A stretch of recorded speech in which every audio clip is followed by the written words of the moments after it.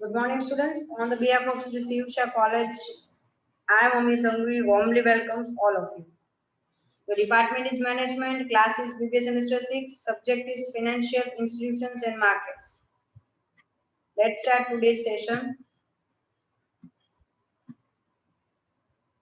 Currently, we are continuing Unit 5, Institutional Financing 2. Today is our third lecture, Part 3. Syllabus copy, Unit 5 ની પહેલું section investment institutions છે એમાં LIC, UTI અને GIC. Second refinancing ઇન્સ્ટિટ્યુશનમાં National Housing Bank, National Bank for Agriculture Rural Development, state level institutions third head છે એમાં SFC અને SIDC. આટલું આપણે આમાં આવશે. આપણે કમ્પ્લીટ કર્યું અત્યાર સુધીના બે લેક્ચરમાં. પહેલામાં કર્યું LIC અને સેકન્ડમાં UTI કમ્પ્લીટ કર્યું. આજે આપણે લેશું. Today we will cover the following topics: General Insurance Corporation GIC, introduction, vision, mission, core values, function and services.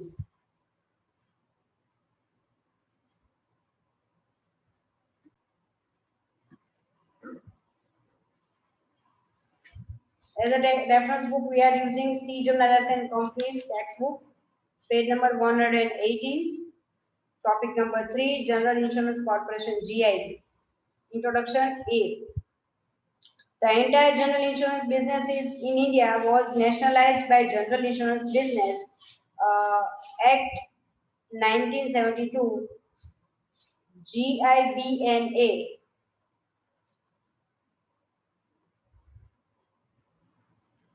પહેલા જે અલગ અલગ રીતે ઇન્ડિવિડ્યુઅલી થતું હતું એને નેશનલાઇઝ એક ફિક્સ માળખાની નીચેને લાવવામાં આવ્યા અને એક ચોક્કસ નામ આપવામાં આવ્યું by General Insurance Business Nationalisation Act એટલે GIBNA.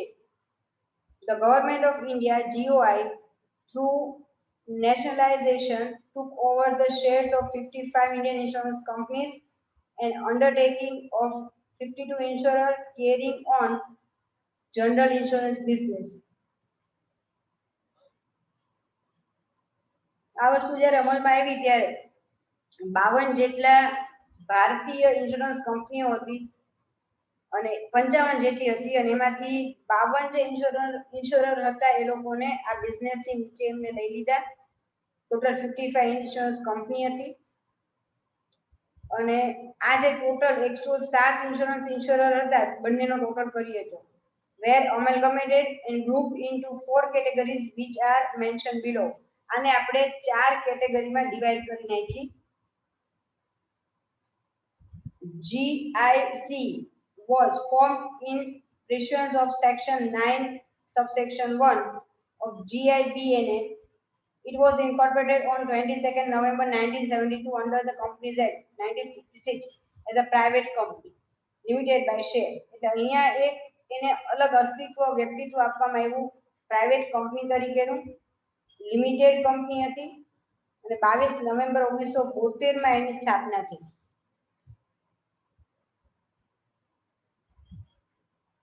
GIC was formed for the purpose of overseeing, controlling and carrying on the business of general insurance.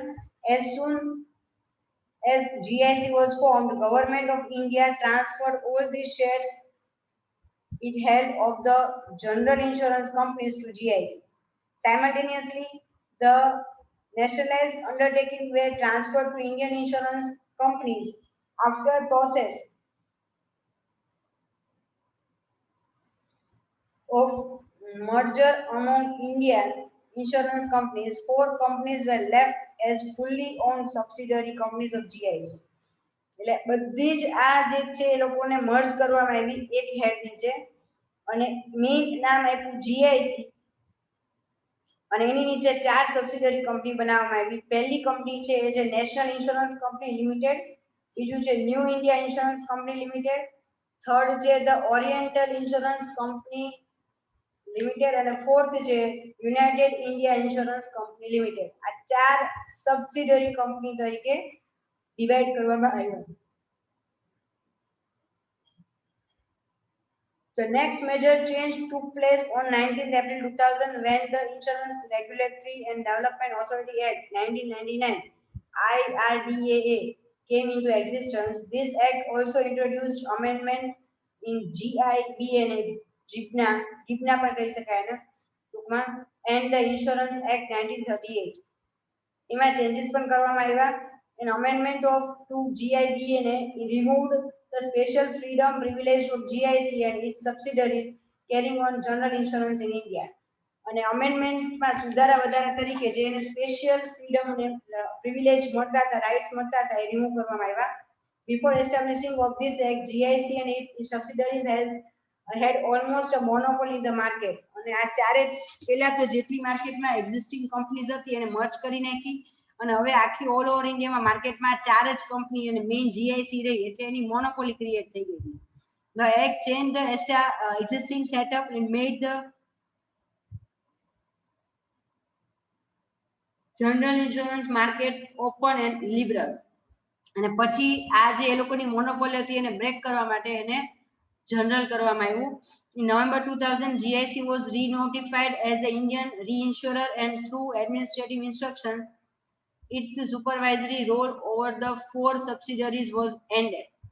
અને પછી GIC ને re-notify કરવામાં આવ્યું અને ત્યારબાદ એનો જે રોલ છે ઈ બદલાઈ ગયો, એન્ડ થઈ ગયો, જૂનો જે રોલ હતો. GIC ceased to be a holding company of its subsidiary. એને હોલ્ડિંગ કંપની તરીકે એ રિમૂવ કરી ગઈ.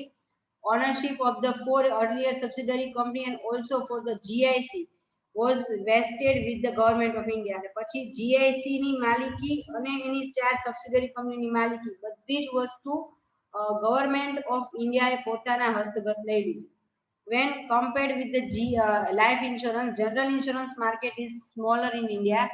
ભારતમાં અત્યારે ખૂબ નાનું માર્કેટ છે એનું હતું પહેલા ત્યારે કમ્પેર જ્યારે કરીએ લાઈફ ઇન્સ્યોરન્સ, હકીકતમાં જે એટલું લાઈફનું રિસ્ક હોય છે અને એના અકોર્ડિંગલી તમારે કેલ્ક્યુલેશન કરવાનું હોય છે એના બેઝ પર ઓછું હતું.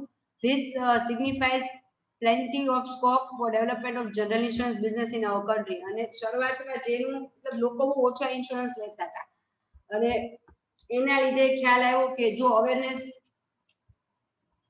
ફેલાવવામાં આવે તો બહુ મોટો સ્કોપ છે આ બિઝનેસમાં. Further, for the requirement of the small and medium enterprises have not been addressed adequately. અને અહીંયા સ્મોલ સ્કેલ અથવા મીડિયમ સ્કેલની જે કંઈ પણ બિઝનેસ એન્ટરપ્રાઇઝીસ છે એ લોકોની જે રિક્વાયરમેન્ટ્સ છે એને અહીંયા અત્યાર સુધી ધ્યાનમાં લેવામાં નહોતી આવી.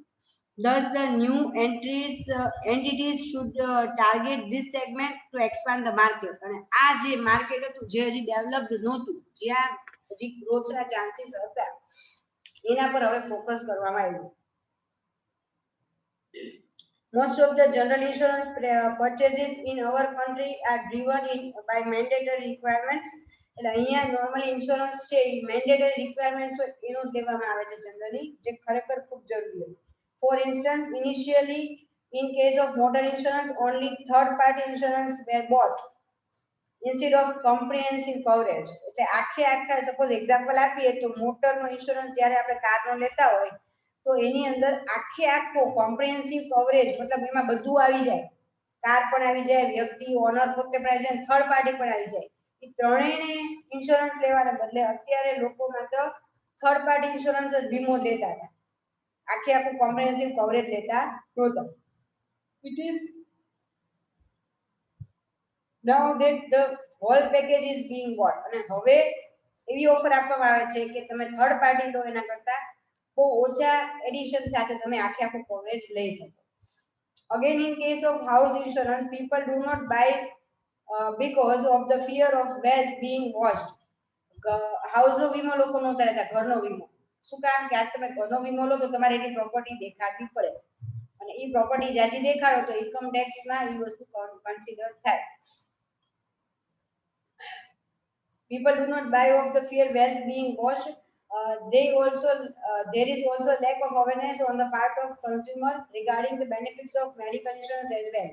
અને શરૂઆતના સમયમાં મેડિકલના ઇન્સ્યોરન્સ એટલે કે મેડિકલના વીમાની તો વાત જ ન આવે, લોકો જ્યારે પોતાનો LIC નો વીમો લેતા અચકાતા હોય તો મેડિકલ નો તો ક્યાંથી લે કે દવાનો ખર્ચો ક્યાં એવો થાય જ છે બરાબર તો એનું માર્કેટ પણ હજી અંડર ડેવલપ્ડ હતું The general insurance companies should redefine their products and marketing strategies to make this product profitable. અને હવે આ જે કઈ પણ લૂપ હોલ્સ હતા મતલબ કે જે જગ્યાએ હજી વીમાનું ઇમ્પોર્ટન્સ નહોતું લોકોમાં તો આ તમામ વસ્તુનું બેનિફિટ હવે પછી લેવામાં આવ્યો લેવો જોઈએ એવું ઓબ્ઝર્વેશનમાં આવ્યું of course there has been a lot of change but still there is substantial amount of scope available as well no doubt આ પ્રમાણે હાલની આ વાત શરૂઆતની થાય છે પણ અત્યારે ઘણા બધા ચેન્જીસ આવ્યા છે પણ છતાં હજી ઘણી બધી બાબતો એવી છે કે જે આજે ઇન્સ્યોરન્સ કંપનીએ પોતે વિચાર્યું ન હોય કે આ બાબતનો પણ ઇન્સ્યોરન્સ બહાર પાડી શકાય ઇન્ટ્રોડક્શન કમ્પ્લીટ કર્યું આપણે સેકન્ડ લે છે vision to be a leading global reinsurance and risk solution provider તો આ જે GIC છે એનો વિઝન એ છે કે એ global level reinsurance and risk solution provider તરીકે પોતાની એક ઇમેજ ઊભી કરે અને માર્કેટ આખું કવર કરે મિશન લઈ લે 3.3 માં ફર્સ્ટ પોઈન્ટ એનો છે building long term mutual beneficial relationship with business partners તો આમાં અલગ અલગ પ્રકારના બિઝનેસ પાર્ટનર્સ સાથે તમે લોંગ ટર્મ મ્યુચ્યુઅલ બેનિફિટ વાળી રિલેશનશિપ ડેવલપ કરો એ સેકન્ડ છે practising fair business ethics and values આમાં જ્યાં જે જગ્યાએ જરૂર હોય ત્યાં એથિકલી જ કામ કરવાનું ઇનએથિકલી કે વેલ્યુ સાથે કોમ્પ્રોમાઇઝ કરીને કામ નહીં કરવાનું third point applying state of art technology processing including enterprise risk management and innovative solutions તો અહીંયા સ્ટેટ ઓફ આર્ટ ટેકનોલોજીનો ઉપયોગ કરીને પ્રોસેસ તમામ જે છે એમાં આ વસ્તુ એપ્લાય કરવાની રિસ્ક મેનેજમેન્ટ અને ઇનોવેટિવ સોલ્યુશન્સ મતલબ અહીંયા રિસ્ક મેનેજમેન્ટ રિસ્કનું મેનેજમેન્ટ કેવી રીતે કરવાનું છે ને એના જે પ્રોબ્લેમ્સ છે એને કેવી રીતે સોલ્વ કરવા એના માટે ઇનોવેટિવ સોલ્યુશન્સ શોધવા માટે સ્ટેટ ઓફ આર્ટ ટેકનોલોજીનો ઉપયોગ કરવાનો developing and retaining high motivated professional team of employees તો અહીંયા જે કંઈ પણ એમ્પ્લોઈઝ છે નોર્મલી વીમા માટે તમે વીમા એજન્ટને મળતા હોય તો એ લોકોની એક સ્ટ્રોંગ ટીમ આખી તમારે બનાવવાની એમ્પ્લોયીની આખી ટીમ જોરદાર હોવી જોઈએ enhancing profitability and financial strength benefiting the global position તો અહીંયા પ્રોફિટેબિલિટી અને ફાઇનાન્શિયલ સ્ટ્રેન્થ છે એ આખી વૈશ્વિક સ્તરે જ્યારે તમારે ઇમેજ બનાવવી હોય તો તમારે એના માટે પ્રયત્નો કરવાના છે અને એનહાન્સ વિસ્તારવાનું છે તમારે આ રીતે આપણે મિશન કમ્પ્લીટ કર્યું નેક્સ્ટ આવે છે core values 3.4 point number 3.4 core values તો કોર વેલ્યુઝ કઈ છે ફર્સ્ટ છે ટ્રસ્ટ એન્ડ મ્યુચ્યુઅલ રિસ્પેક્ટ તો જે આગળ આપણે વાત થઈ વેલ્યુઝની સાથે કામ કરવું છે તો એક વિશ્વાસ અને મ્યુચ્યુઅલ રિસ્પેક્ટ અરસપરસ આદર રહે એવું એક એટમોસ્ફિયર ઊભું કરવું સેકન્ડ છે પ્રોફેશનલ એક્સલન્સ અહીંયા જે એમ્પ્લોયી કામ કરે એ પ્રોફેશનલી ટ્રેન હોવા જોઈએ ઇન્ટિગ્રિટી એન્ડ ટ્રાન્સપરન્સી કામ કરવામાં તમે ઇન્ટિગ્રેટલી કામ કરશો અને કામ હંમેશા ટ્રાન્સપેરન્સી હંમેશા રાખવાની છે ક્યાંય કોઈ વસ્તુ હિડન નહીં રાખવાની કે જેનાથી તમારા જે કસ્ટમર્સ છે ગ્રાહકો એને નુકસાન પહોંચે કમિટમેન્ટ તમે જે કાંઈ પણ કમિટમેન્ટ્સ આપ્યા છે એ ફૂલફિલ કરવાની રિસ્પોન્સિબિલિટી પણ તમારી રહેશે એટલે કમિટેડ રહેવાનું અને રિસ્પોન્સિવ સર્વિસ મતલબ આજે જે કોઈ પણ વ્યક્તિઓ વીમા લીધા છે એટલે એ લોકોને સામે તમારે રિસ્પોન્સિવ સર્વિસ એટલે સારામાં સારી સર્વિસ પ્રોવાઈડ કરવી નેક્સ્ટ પોઈન્ટ લઈ લઈએ Functions of General Insurance Corporation of India 3.5 The primary function of GIC of India is to constantly keep on exploring avenues where it thinks desirable to carry on general insurance business मतलब કાંઈક ને કાંઈક નવું તમારે શોધતા રહેવાનું સૌથી પહેલું કાર્ય કે અહીંયા પણ સ્કોપ છે આ માર્કેટમાં પણ સ્કોપ છે આમાં હજી કોઈ વીમા કંપની આ પ્રકારના વીમા બહાર પાડ્યા જ નથી તો કાંઈક નવું એક્સપ્લોર કરતા રહેવાનું Over the years, it has explored lots of business opportunities like fire insurance, marine insurance, crop insurance, vehicle insurance, and so on. પહેલા માત્ર લાઈફ ઇન્સ્યોરન્સ જ લેવામાં આવતું હતું હવે તમે જુઓ તો મેડિક્લેમ છે ક્રોપ છે જેવો કોઈ પણ ધંધો હોય ને એમાં જેનું મેક્સિમમ રિસ્ક લેવાનું હોય એનો ઇન્સ્યોરન્સ કંપની બહાર પાડવા માંડી Second point, it provides assistance and advice to the companies in matter related to code of conduct and standards and in developing sound practice in general Insurance business. આ જે general Insurance business છે એમાં જે companies છે, subsidiary companies છે, એ લોકોને guidance આપવાનું, assistance provide કરવાનું, જરૂર હોય તે લોકોને એડવાઇસ આપવાની કે એથિકલી પ્રોપર સ્ટાન્ડર્ડ મેન્ટેન કરીને કેવી રીતે બિઝનેસ કરી શકાય. Third point, it tries to offer or render effective services to the policy holder of general insurance. અહીંયા તમારે સૌથી પહેલું પ્રયત્ન એ કરવાનું છે કે તમે તમારા જે પોલિસી હોલ્ડર્સ છે એ લોકોને તમે સારામાં સારી સર્વિસ છે એ તમે ઓફર કરી શકો. It oversees all the code of conduct and standard of the operations of the global general companies, the general insurance companies, so that the policy holder get all the service effectively for which they are eligible. મતલબ અહીંયા બહુ ડેડિકેટલી professionally કામ કરવાની વાત છે. તમારા જે policy holders છે એ લોકોને એથિકલી જે એ લોકો હકદાર હોય એ બધી જ વસ્તુ એમને પ્રોવાઈડ કરવાની. નેક્સ્ટ પોઈન્ટ, પેજ નંબર 121 પર, it advises the companies in matter of expense which they can control and also in the manner of investing their fund effectively so as to generate maximum return out of it. The functions is utmost important and it is the only source through which the firm can generate revenue which they are supposed to give out for the claim for the insurer. તો તમારી જે companies છે એને તમારે advice આપવાની છે કે કઈ રીતે ક્યાં તમારે જે ફંડ આવ્યું છે ઇન્વેસ્ટ કરવાનું છે, કઈ રીતે બધા એક્સપેન્સીસ છે એ તમારે હેન્ડલ કરવાના છે, અને જે તમે ઇન્વેસ્ટમેન્ટ એવી જગ્યાએ કરો કે તમને રિટર્ન સારું એવું મળે, તો મેક્સિમમ રિટર્ન મળે એવી જગ્યાએ તમારા અમાઉન્ટ તમારે ઇન્વેસ્ટ કરવાની.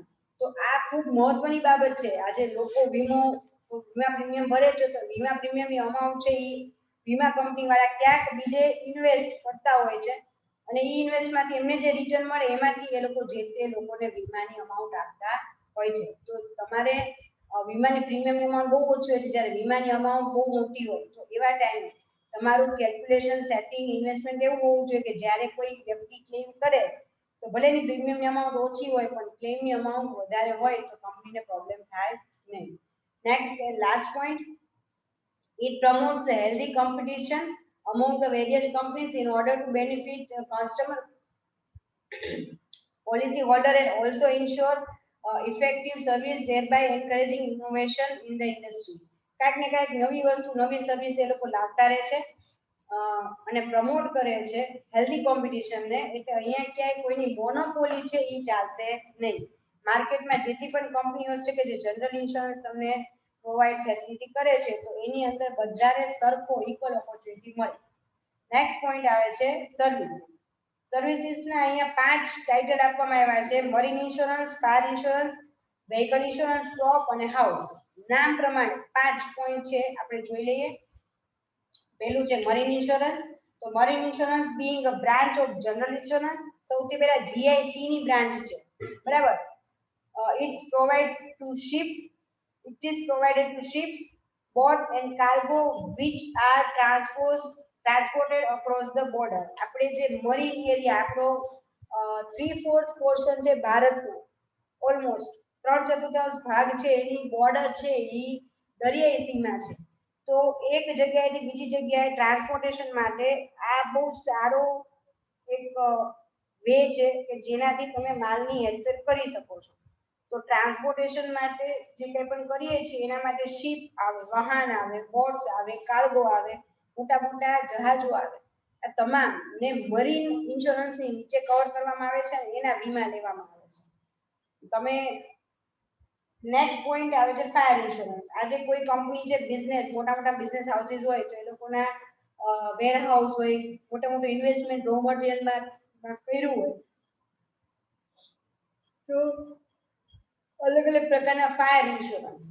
So fire insurance is protection taken for property against the damage caused by fire. આગ લાગવાથી કોઈ પણ પ્રોપર્ટીને નુકસાન થયું હોય, પછી એ તમારું બિલ્ડિંગ હોય, એ તમારી મશીનરી હોય, એ તમારું રો મટીરિયલ હોય, કોઈ પણ વસ્તુ ધંધાને લગતી છે અને આગથી નુકસાન પામે છે તો એના માટે આગનો વીમો એટલે કે ફાયર ઇન્સ્યોરન્સની સર્વિસ એ જનરલ ઇન્સ્યોરન્સ કોર્પોરેશન આપે છે.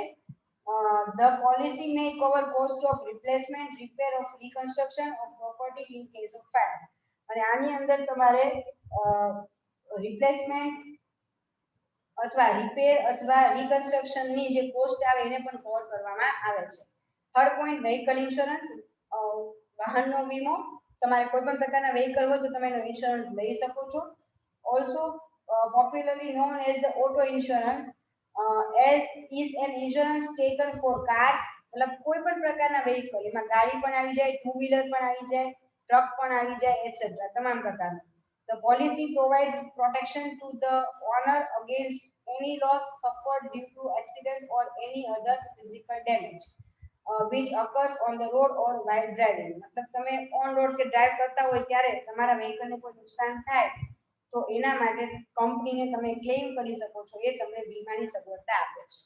Fourth one is crop insurance. આજે ખેતરમાં ખેડૂતો કામ કરતા હોય છે, ઘણી જગ્યાએ ચોમાસું સારું હોય ન હોય, હજી પણ આપણી ખેતી છે ફાર્મિંગ એ વરસાદ આધારિત છે, બરાબર. વરસાદ સારો થયો, ચોમાસું સારું ગયું તો પાક સારો થશે.